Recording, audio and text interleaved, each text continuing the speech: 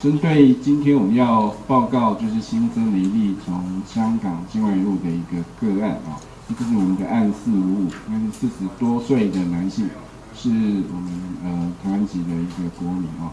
那今年他是最后一次离开台湾的时间是今年4月哦，他长期在香港工作哦。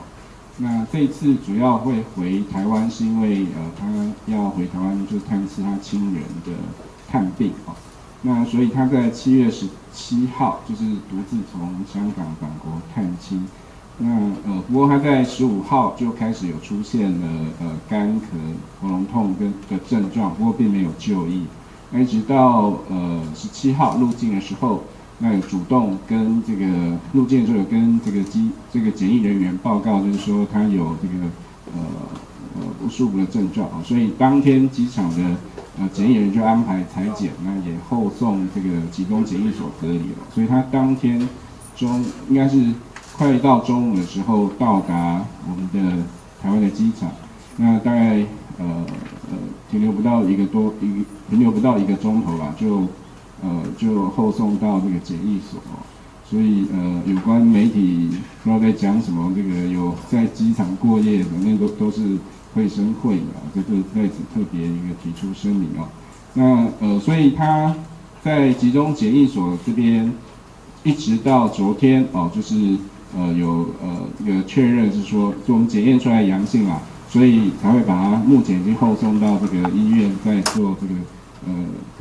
隔离的治疗啊，那今天确诊，那目前已经掌握他的这个接触者有10人啊，有2人就是他在香港同住的家人，另外还有8人是他同班机的这个前后2排的旅客，那这个会列为居家隔离的对象。那另外还有19名就是没有入境的这个机组员的部分，那我们也会透过这个 HR 的方式跟对方通知哦。所以到目前为止，我们是有455例。那我大概再说明一下目前全球的疫情哦。全球目前大概已经差不多1400万例哦，那死亡是60万例左右。那这个世卫也特别说明说，最近2天这个新增的个案已经创新高，7月17号有23万7千。7月18号有25万9千啊，这个都是有史以来比较高的连续的2天的部分。那另外香港的部分也跟各位报告一下啊，这个是从香港的他们的网页上面有把它印出来的。那最新的资料是现在他们有1778名的个案，昨天是新增了64名哦。大家可以看到，它大概分成2大波哦，就是在前面这个大概是4月以前哦，可以看到就有一波上去又下来，不过它主要是蓝色的，蓝色主要是这个境外移入的个案啊。那到这个7月初之前哦，其实看起来都还不错哦，都维持都还是主要是境外移入为主啊。不过到了7月这个上旬之后。就可以看到也有一波的疫情啊，那这波疫情看到颜色不太一样，它主要是红色是本地个案啊，那还有一个橘色是跟本地个案有流病相关联的部分啊，大家就是把它都归类于都是本地个案就是了哦。那也就是说，在7月以后，大概主要就可能80%几的这个。的部分都是以跟本地个案相关的一个病例哦，所以这在香港目前的一个主要的一个疫情。不过因为它是用发病日，所以有看到说它后续几天似乎是有下来，不过因为是用发病日啦，那应该看起来这个疫情从它通报是还在上升的阶段。好，那大家有没有什么问题？我想问一下，就是这个今天新增的案例，它目前的情况怎么样？有什么样的症状吗？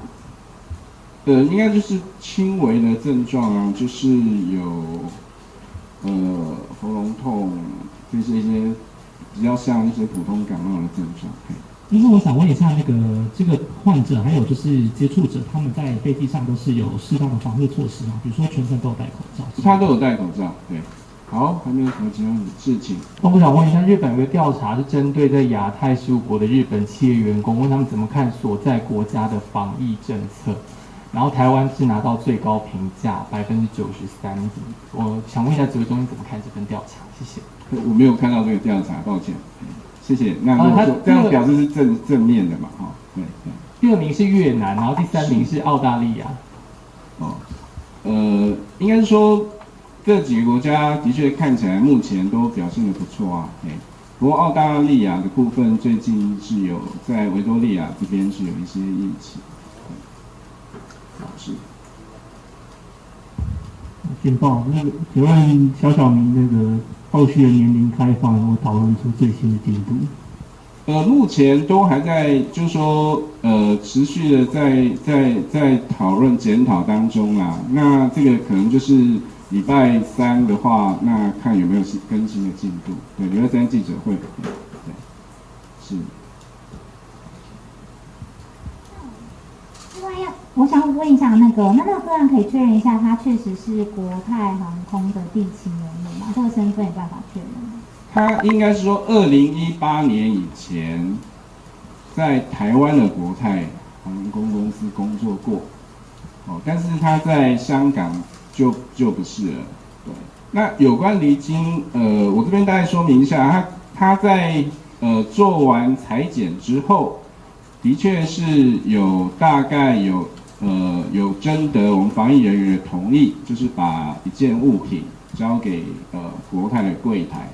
40秒的时间就离开了，也没有说有过夜，也没有说有这个到夹层的办公室都没有。那因为双方都有戴口罩，那我们的规定是只要是做完裁剪就一定要洗手，所以他在交付东西给他之前也一定有洗手这个动作。